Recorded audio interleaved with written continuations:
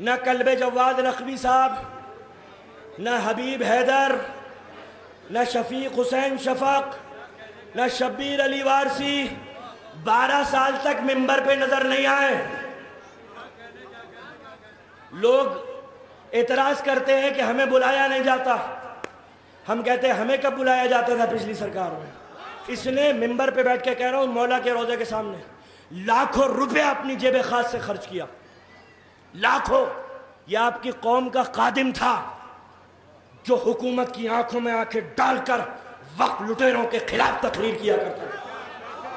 میں لکھنؤ کی گلیوں میں تنہا، زخمی، گھائل ایسے گھوم رہا تھا جیسے تنہا حضرت مسلم گھوم رہے تھے۔ مجھ سے مولانا کلب جواد صاحب نے کہا ہم چاہتے ہیں، آپ نے قربانیاں دی ہیں، آپ پڑھے لکھے انسان ہیں، آپ اردو جانتے ہیں، انگریزی جانتے ہیں، ہندی جانتے ہیں، عربی جانتے ہیں، فارسی جانتے ہیں، جرمن جانتے ہیں، آپ نے دینی تعلیم بھی حاصل کی ہے، آپ نے دنیاوی تعلیم بھی حاصل کی ہے، آپ ہندوستان سے لے کے جرمنی کی یونیورسٹیوں تک پڑھ چکے ہیں۔ ہم چاہتے ہیں کہ آپ وقف بورڈ کی کرسی کو قبول کریں۔ خدا کی قسم ممبر پہ بیٹھا ہوں، کوئی چاہے تو تصدیق کر سکتا ہے۔ بھائی پچھلی سرکار میں نہ کلب جواد نقوی صاحب، نہ حبیب حیدر، نہ شفیق حسین شفق، نہ شبیر علی وارسی 12 سال تک ممبر پہ نظر نہیں آئے۔ لوگ اعتراض کرتے ہیں کہ ہمیں بلایا نہیں جاتا، ہم کہتے ہیں ہمیں کب بلایا جاتا تھا پچھلی سرکار میں۔ کلب جواد صاحب کی قربانیاں کم، کلب جواد صاحب کی، ان کے والد کی، ان کے دادا کی غفرہ ماب تک قربانیاں گنواؤں؟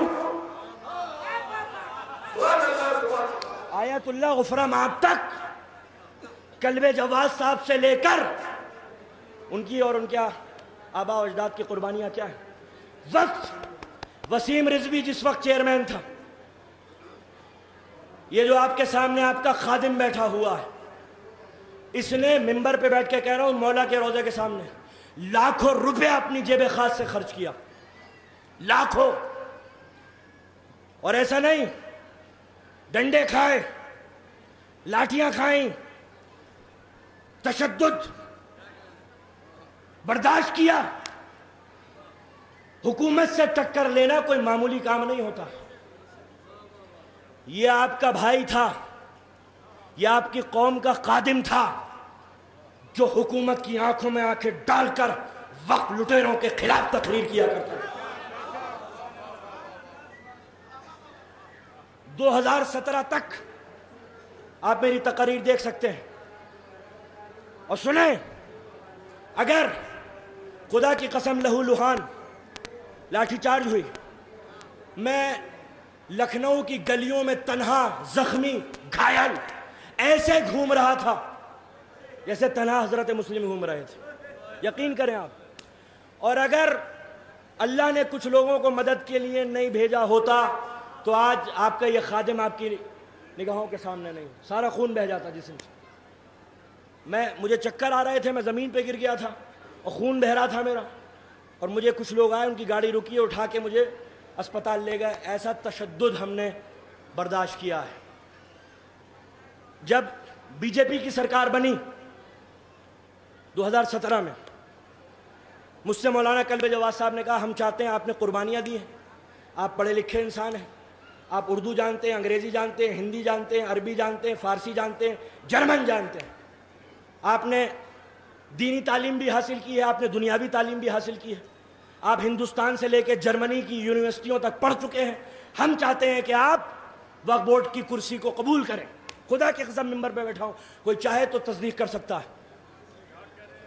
میں نے کہا نہیں قبلہ، میں نے قربانیاں وقف کی کرسی کے لیے نہیں دی تھی،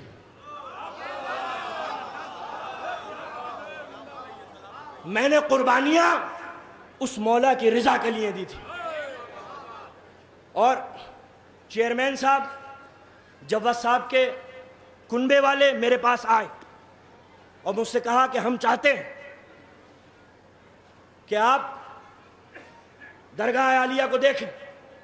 میں نے کہا نہیں، میں نے تو وقف بورڈ کے لیے منع کر دیا۔ حکومت کی طرف سے بھی آفر آیا، حکومت کی طرف سے، حکومت بھی چاہتی تھی مجھے بنانا، لیکن میں نے کہا نہیں، میرا مقصد کچھ اور ہے، میری منزل کچھ اور ہے.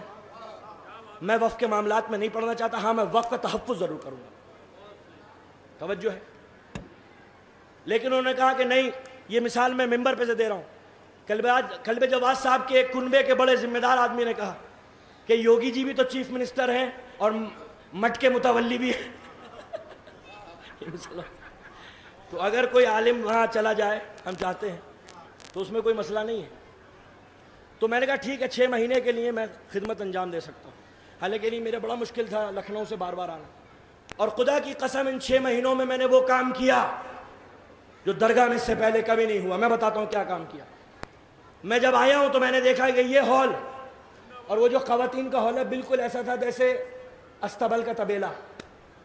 اتنا گندا خستہ حالت تھی یہاں. یہ ماربل کے پتھر یہ میں نے لگوائے.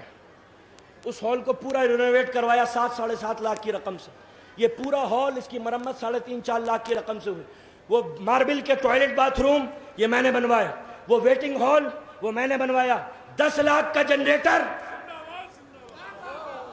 بلب نہیں جلتے تھے، ایسا لگتا ہے جیسے شمع روشن ہے. جب جنریٹر چلتا تھا ڈب ڈباتی رہتی. میں کبھی دفاع نہیں کرتا اپنا، کیونکہ ہم مولا کے سامنے جواب دیں.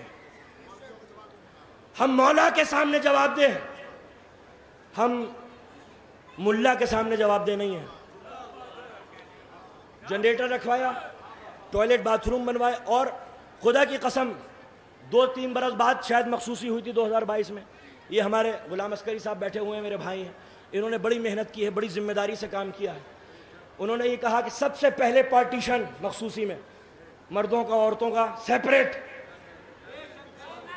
یہ آپ کے خادم نے کروایا تاکہ ہماری ناموس نظر اٹھا کے کوئی دیکھنے والا نہ ہو.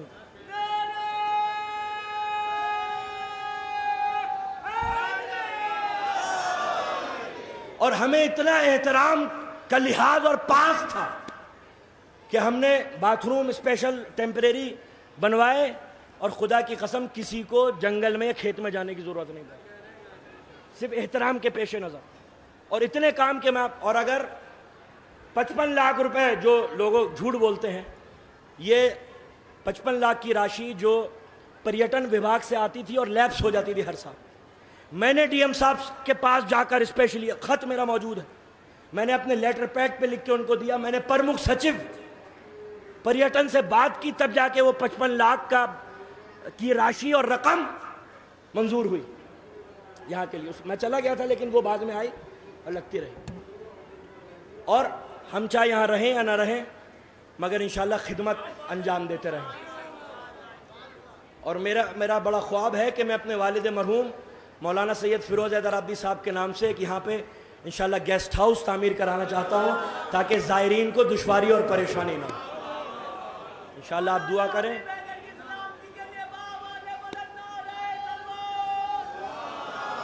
اور جتنے یہ فرضی باتیں کر رہے ہیں بالا ممبر، وہ ایک رسید دکھا دیں کہ جوگی پورے کے لیے انہوں نے 10 روپے اپنی جیب خاص سے خرچ کیا، یا وسیم چورمین کے دور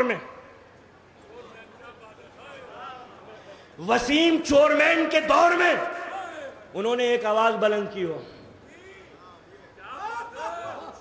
ایک آواز اگر انہوں نے کسی نے نہیں ہمیں معلوم ہے قبلہ بیٹھے ہوئے ہیں کتنے لوگ بولتے تھے کتنے نہیں بولتے تھے، ہمیں سب پتہ.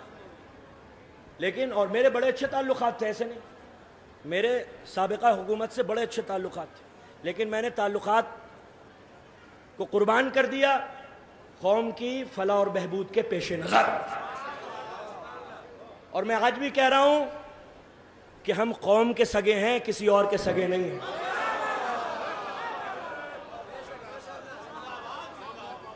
ہم اپنے دین اور ملت کے سگے ہیں اور ہم اپنے مولا کے سگے ہیں. اگر مولا کے اور قوم کے سگے نہ ہوتے تو اللہ نے لہجے میں یہ تاثیر نہ پیدا کی ہوتی.